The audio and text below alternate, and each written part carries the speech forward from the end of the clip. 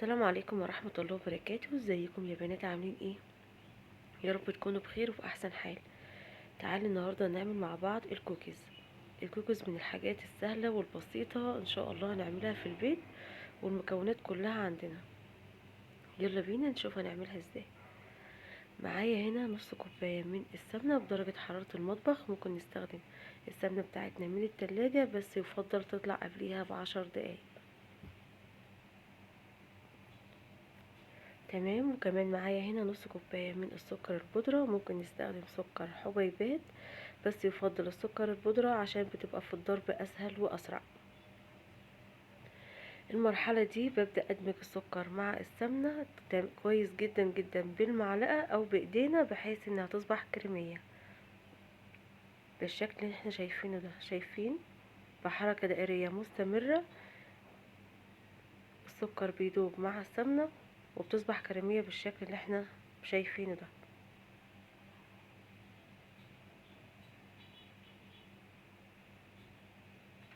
تمام. شايفين اللون بتاعها فتح، وده المطلوب. معايا هنا بقى بيضة بدرجة حرارة المطبخ، وكمان معايا باكت من الفانيليا. ممكن نستخدم بودر او سايلة، بس انا بفضل الفانيليا البودر. بستمر في الضرب لحد ما الخليط بتاعي يفتحها اكتر في اللون. تمام. شايفين؟ واصبحت كريمية معايا كمان بالشكل ده. معايا كمان هنا كوبايتين من الدقيق. طبعا الدقيق بتاعنا بيختلف من نوع لاخر. احنا هنا معانا كوبايتين، ممكن الخليط بتاعنا ده ياخد كوباية ونص، فطبعا انتي بتحطي كوبايتين جنبك وبندخل سنة بسنة، وحسب ما الخليط بتاعنا بياخد الدقيق بيختلف من نوع لاخر، فانتي بتحطيش الدقيق كله مرة واحدة.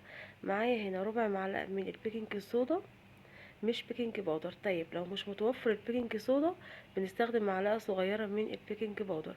وان شاء الله هنعمل فيديو عن الكوكيز هنعمله بالزيت والبيكنج باودر، وهنشوف الاختلاف بإذن الله.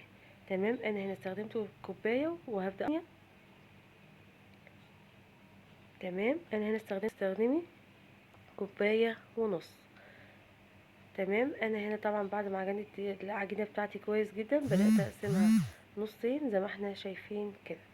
النص التاني هيبقى كاكاو، والنص الاولاني طبعا هيبقى ابيض زي ما احنا شايفين.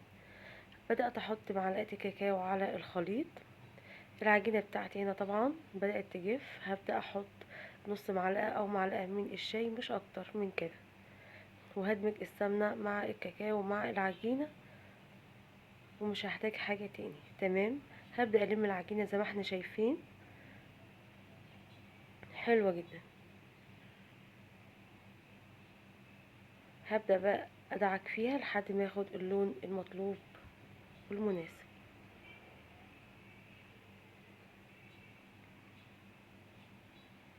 يفضل عجينة الكوكيز ان هي ترتاح ساعة او 2، وكمان ممكن تبات، مفيش اي مشكلة.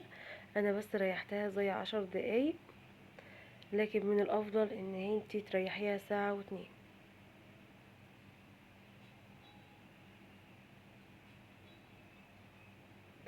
تمام.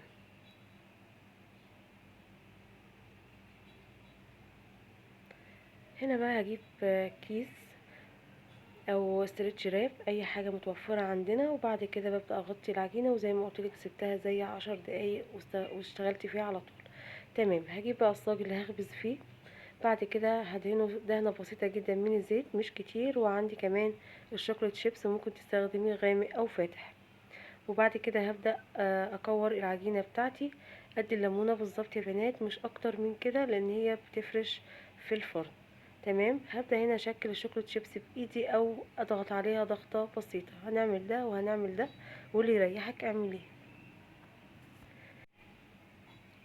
هبدأ اشكل الكوكيز بتاعنا بهذا الشكل. يبقى انا كده كان عندي هنقول المقادير تاني: نص كوباية من السمنة، نص كوباية من السكر الناعم. ببدأ اضرب السمنة مع السكر لحد ما الخليط بتاعي يفتح. بنزل بيها ببيضة بدرجة حرارة المطبخ، وباكت من الفانيليا سائل او بودر حسب رغبتك، وبخلط البيضة مع الخليط اللي هو السكر والسمنة.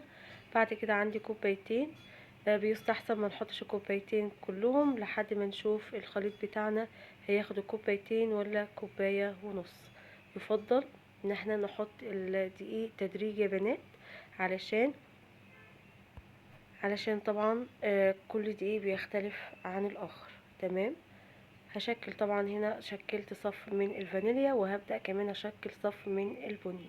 طب ليه ما حطيتش الفانيليا لوحدها والبني لوحدها؟ علشان طبعا في مرحلة الخبز الفانيليا بتبان اسرع من البني. وان شاء الله هنعمل الكوكيز المرة الجاية بالزيت، وكمان هنعمله ان شاء الله صاج كاكاو وصاج فانيليا، ومش هيبقى فيه فرق ان شاء الله. بس انا هنا بحب اعرفك عشان لو اول مرة بتعمليه، اعملي صف من الفانيليا وصف من الكاكاو علشان تعرفي السوا يبقى موحد.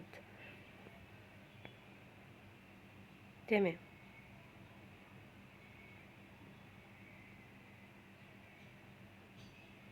الكوكيز طبعا طلع من الحاجات السهلة البسيطة اللي ممكن نعملها في 10 دقايق. هنا بعرفك ان انا عملت صف من الفانيليا وصف من الكاكاو، وهستمر بالتشكيل. هنا طبعا ضغطت ضغطة بسيطة جدا جدا مش قوية على الشوكولات شيبس، بحيث احنا زي ما قلنا الكوكيز بيفرد في الفرن، فيستحسن طبعا ان احنا ما نفردهوش قوي.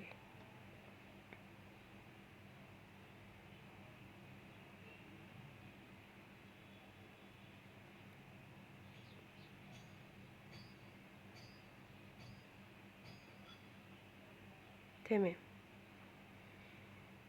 الكوبايتين عملوا معايا الصاج اللي احنا شايفينه ده. هندخله على فرن درجة حرارة 180، وده شكل الكوكيز بتاعنا بعد ما طلع من الفرن. شايفين شكله عامل ازاي؟ والتسوية خطيرة، حلو جدا.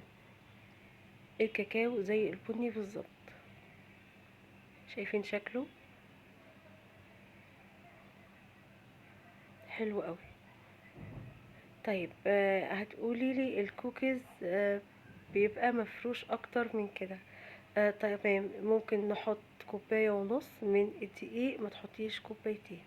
خلاص، لو حباه بالشكل اللي انا عامله ده هنحط كوبايتين من الدقيق.